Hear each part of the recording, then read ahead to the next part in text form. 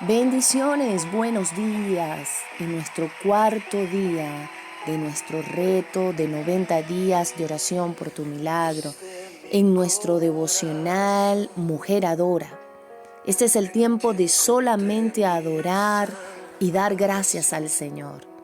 Hoy quiero hablarte sobre la verdadera adoración. Las Escrituras nos dicen que Dios está buscando adoradores en espíritu y en verdad. Pero surge la pregunta, ¿qué es en realidad la verdadera adoración? ¿Qué es lo que Dios busca? ¿Qué es lo que Dios espera? Y para eso debemos primero definir qué es la adoración. Del hebreo shahab, adorar, postrarse, bajarse, inclinarse. En el griego se usan varias palabras. La que con más frecuencia se traduce adorar es proskuneo. Pro significa hacia, cuneo, besar. Esto implica el acto de homenaje o reverencia y también traduce dar obediencia a arrodillarse, postrarse. Adorar es el reconocimiento de la naturaleza de Dios, donde el corazón humano se rinde y se somete en amor.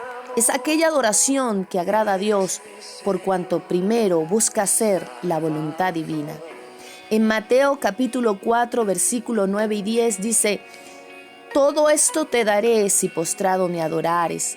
Entonces Jesús le dijo: vete, Satanás, porque escrito está, al Señor tu Dios adorarás y a Él solo servirás.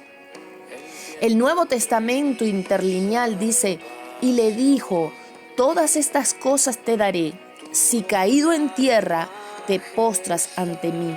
Entonces le dijo Jesús: apártate, pues está escrito, al Señor tu Dios adorarás, postrado, y solo a Él rendirás culto. Hay varias cosas interesantes que destacar aquí. El contexto nos indica que el diablo no quiere que tú adores a Dios. Satanás ofrece muchas cosas para que dejes de adorar a Dios. Satanás te ofrecerá el camino más fácil. Jesús es Señor de todos los reinos, pero primero tenía que ir a la cruz.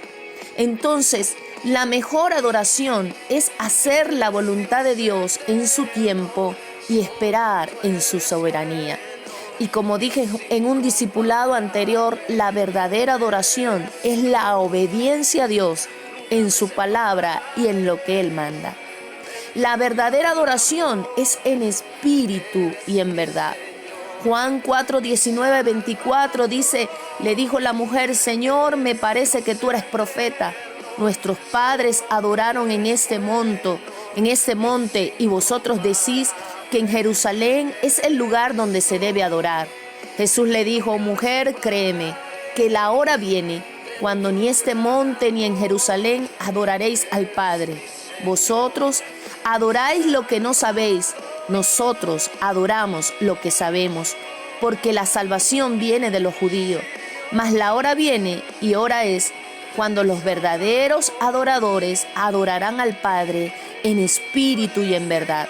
Porque también el Padre tales adoradores busca a que le adoren. Dios es espíritu, y los que le adoran en espíritu y en verdad es necesario que adoren. Por eso Jesús trae libertad y nos hace libres para adorar. El contexto nos muestra una acción evangelizadora por parte de Jesús. El Señor le estaba hablando a una mujer samaritana. El Señor aprovecha esto para enseñarnos acerca de la verdadera adoración y destaca la relación entre padre e hijo. En estos 5 versículos se usa la palabra adorar o sus derivados en 10 ocasiones. Y esto nos muestra lo importante que es la adoración. Y lo último que nos enseña es que el Padre está buscando esta clase de adoradores. Los versos 23 y 24 nos enseñan algunas características de los verdaderos adoradores que adoran al Padre en espíritu y en verdad. Son personas que han experimentado un nuevo nacimiento, así como la presencia de Dios se manifestaba en el lugar santísimo. Ahora el Hijo de Dios se encuentra con Él en el Espíritu, porque Dios es Espíritu y la comunicación es espiritual. La palabra verdad nos habla de honestidad y obediencia a Dios.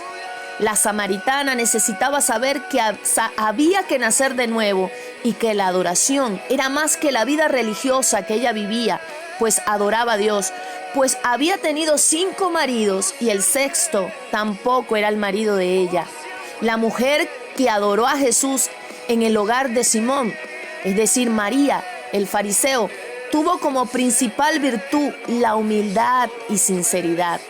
La verdadera adoración es más que palabra, es una seguridad plena y trascendente en Dios. En Daniel capítulo 3 nos habla de unos jóvenes que estaban atravesando por una circunstancia tremenda cuando les mandaron a adorar a otros dioses y ellos no lo hicieron. Y dice la palabra que Nabucodonosor, quien había levantado esa imagen, esa estatua para ser adorada, al enterarse se enfureció, porque Satanás se enfurece con aquellos que solamente adoran a Dios, que no están dispuestos a adorar un sistema o a postrarse ante otras cosas que no sea su Señor. Y dice la Escritura que mandó a que los lanzaran al lago del horno de fuego, a un horno donde el fuego era terrible. Sabes, un adorador tiene una firme actitud ante el enemigo y sus maquinaciones. Es una seguridad plena y trascendente en Dios. Un adorador no se doblega ante lo que vive. Un adorador conoce el Señor de su adoración, el motivo de su adoración. Y dice en el versículo 23 del capítulo 3 de Daniel, en la versión BLA, me gusta muchísimo. Dice, y los 3 cayeron atados en medio del horno de fuego ardiente. Sin embargo, iban por entre las llamas alabando a Dios y bendiciendo al Señor.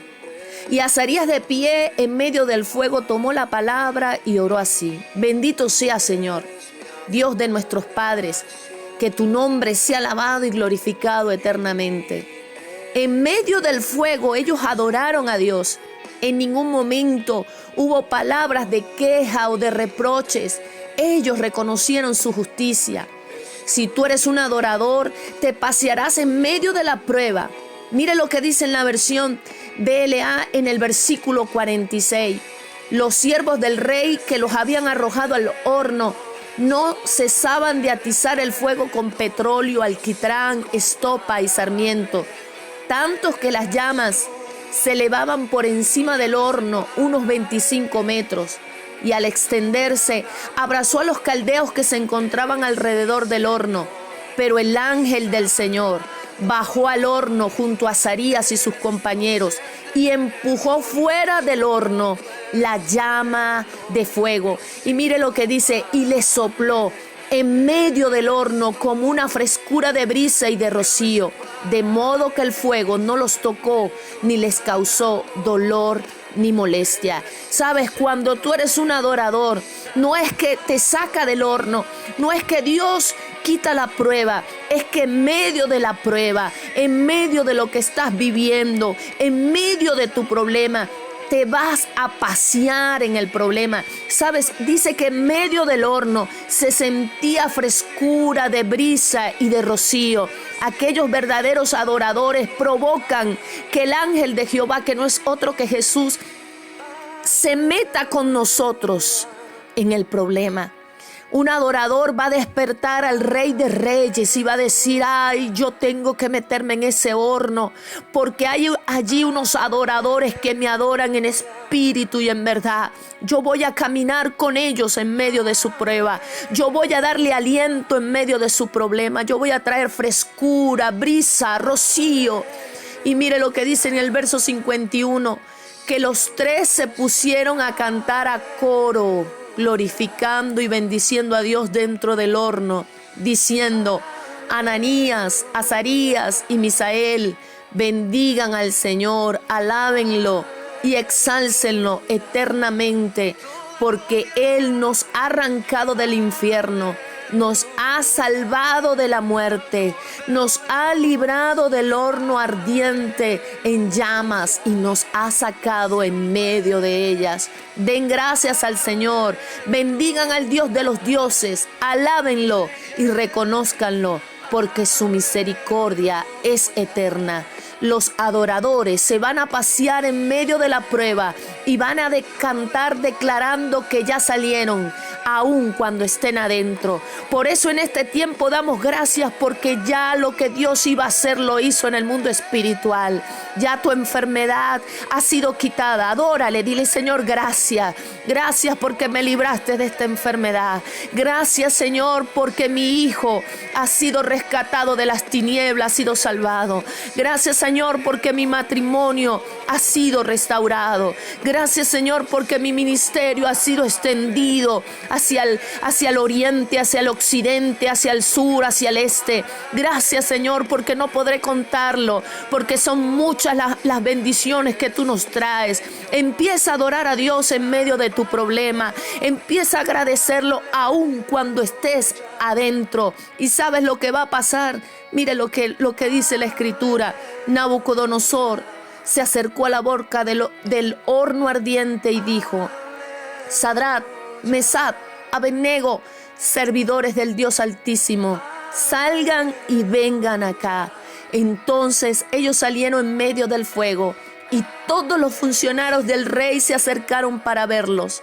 El fuego no había tenido ningún poder sobre su cuerpo. Sus cabellos no estaban chamuscados, sus pantalones no habían sufrido ningún daño y ni siquiera tenían olor a humo. Cuando adoras, el problema que vives, la prueba, no te va a tocar. Ni siquiera vas a oler a que pasaste por un desierto.